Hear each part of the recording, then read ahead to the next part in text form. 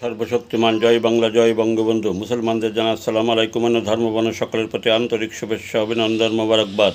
আপনারা কেহ গুজবে কান দেবেন না। গতকাল এক বাচ্চা গোপালগঞ্জে আহত হয়েছিল, তাই জনতা উত্তেজিত হয়ে সেনাবাহিনীর একটা গাড়ি ভাঙচুর করেছে।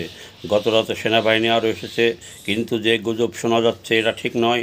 সেনাবাহিনী কোনো গ্রামে হামলা গুলি করেনি, কোনো মানুষ নিহত হয়নি, এগুলো গুজব।